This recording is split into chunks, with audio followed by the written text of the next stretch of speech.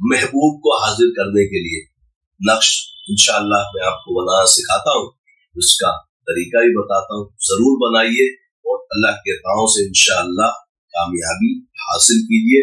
आइए मैं इंशाअल्लाह आपको तावीज़ बनाना सिखाता हूँ।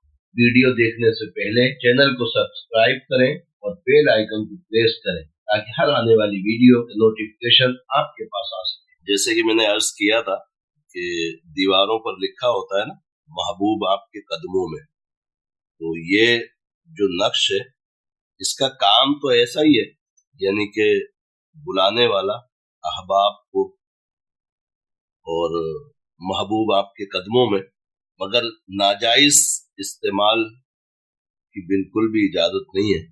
सिर्फ जायज उमूर में उसको इस्तेमाल कीजिएगा।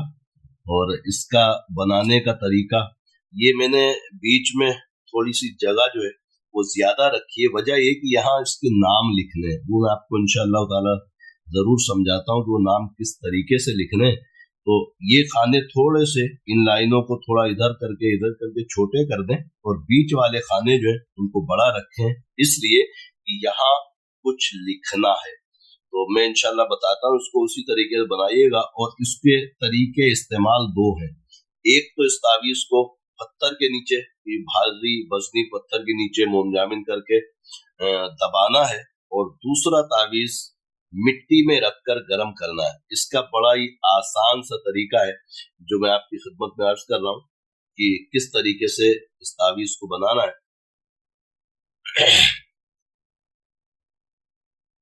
गरम करने का तरीका ये होता है कि खाली कोई डब्बा ले लें और उस डब्बे को आधा मिट्टी से भर दें और फिर इस तावीज़ को उसमें रखें